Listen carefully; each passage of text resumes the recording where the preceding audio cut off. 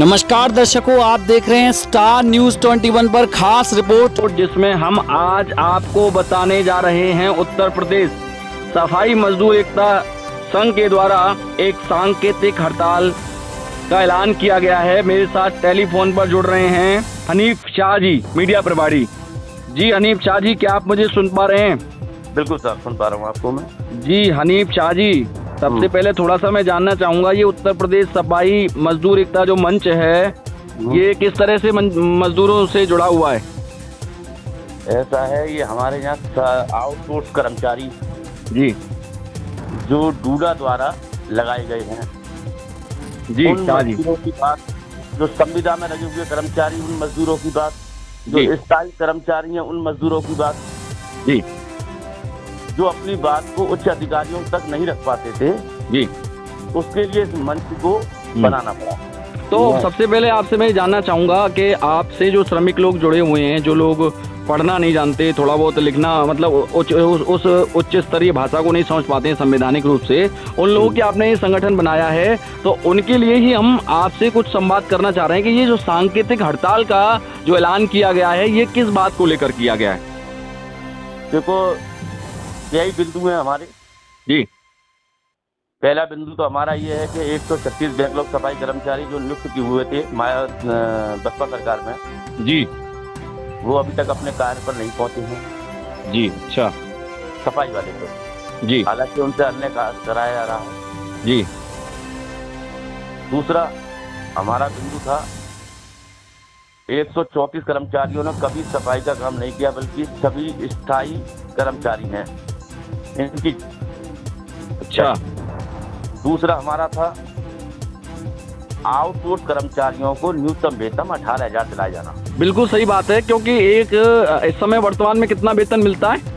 9600 रुपये, 9,600 रुपये में किसी का परिवार। बिल्कुल सही बात है, हमने भी इस तरह के मुद्दे को उठाने का प्रयास किया था, लेकिन आपके संगठन के माध्यम से बहुत अच्छी आवाज उठाई जा रही है, क्योंकि एक 8-9 हज़ार रुपये में मुझे नहीं लगता आजकल कोई एक सामान्य इंसान अपने जीवन को चला पाएगा।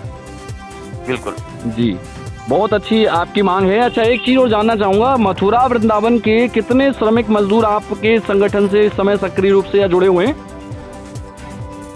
देखो, कदम हम चलाते गए, काफिला बढ़ता गया। जी।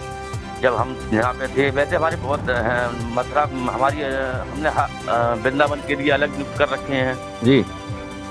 और भूतेश्वर जोन पे अलग है हमारे, जी। औरंगाबाद जोन में अलग है। मतलब हमें सब कर्मचारियों का हमारे पास सहयोग है। जी। और कर्मचारी लगभग संख्या कितनी रही होगी है इस समय?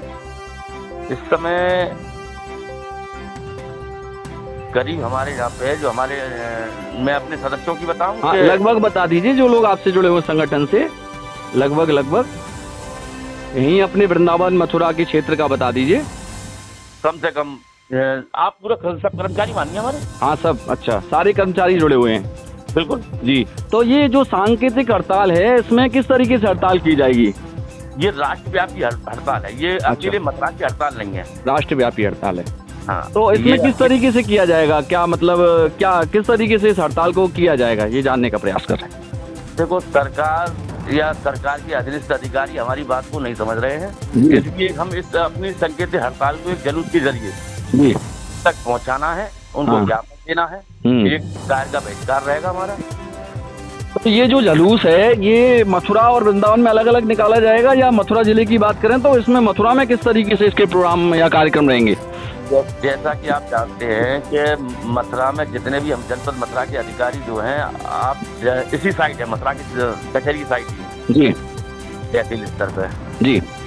तो हम चाहते हैं कि वो लोग भी हमारा सहयोग करें और मथुरा से हम एक जुलूस मथुरा तहसील लेके और तहसील कर सकते हैं।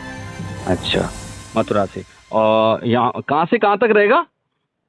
ये अभी कल आपको बता कल डिसाइड कर रहे हैं, मतलब एक जुलूस रैली का आयोजन किया जा रहा है कि समाज और आपके हित के लिए जो आवाजें उठाई जाती है, उसमें आप लोग ज्यादा से ज्यादा मात्रा में बढ़ चढ़कर ऐसे संगठनों से जुड़े, ताकि आपके संरक्षणों की, ताकि आपके जो अधिकार हैं उनकी रक्षा हो सके। अच्छा, मैं ये जानना चाहूंगा आपसे एक अलग विषय पर, ये जो कूड़ा है इसको प्रोसेस करने के लिए आदेश होते हैं, तो क्या मथुरा वृंदावन में आपको लगता है इस तरीके की व्यवस्थाएं चल रही हैं? बिल्कुल। जो कूड़े को प्रोसेस करने का जो प्रोसीजर होना चाहिए, गीला कूड़ा सूखा कूड़ा अलग तरीके से होना चाहिए, और उस कूड़े के निस्तारण के लिए जो ठोस अपशिष्ट प्रबंधन जो नियमावली है, क्या उसका पालन तो मैं आपको लगता है नगर पालिका के उच्च अधिकारियों के द्वारा करवाया जा रहा है?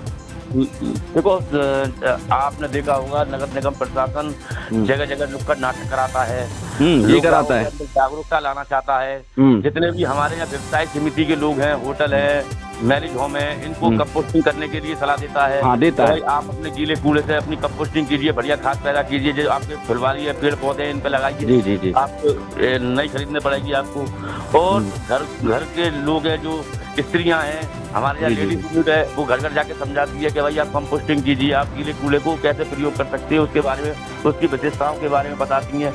अब धीरे धीरे जागरूक अभियान चल रहा है, जनता समझ भी रही है, ऐसी बात नहीं, जनता समझ रही है। जी ठीक है। हनीश शाह जी, आपने बहुत बहुत जानकारी के लिए धन्यवाद। आपने अपना अमूल्य समय निकालकर संगठन में गरीब लोगों के हित के लिए, उनके अधिकारों की सुरक्षा और संरक्षण के लिए आवाज उठाई है। और संघ की तरफ से तरुण शर्मा जी का बहुत बहुत आभारी हूँ कि वो मजदूर और दबे कुचले लोगों की आवाज उठाने के लिए तत्पर तैयार रहते हैं। नहीं, मैं एक्चुअल में मैंने ये देखा था वृंदावन में, एक सफाई कर्मचारी से मैंने उनका नंबर मांगा, क्योंकि वृंदावन में आपको बताऊं बहुत सारे श्रद्धालुओं का आवागमन रहता है, और वहाँ जो सफाई कर्मचारी हैं वह एक शहर की व्यवस्था के अनुसार लगाए गए हैं। तो वहाँ सफाई कर्मचारियों की पहली बात तो संख्या बढ़नी चाहिए, और दूसरा जब मैंने उनसे कहा कि भैया फ़ोन नंबर दो, तो उन्हें बोला कि मेरे पास फ़ोन ही नहीं है। मैंने कहा फ़ोन ही नहीं है तो इसका मतलब आपकी वेतन कितना है? तो 8 या 10 हज़ार उन लोगों ने बताया। और उसके बाद मैं अलग अलग जिलों की, अलग अलग शहरों और राज्यों की यात्रा करता रहता हूं, तो वही हाल मैंने आजमगढ़ जिले में देखा, तमाम जिलों में देखा।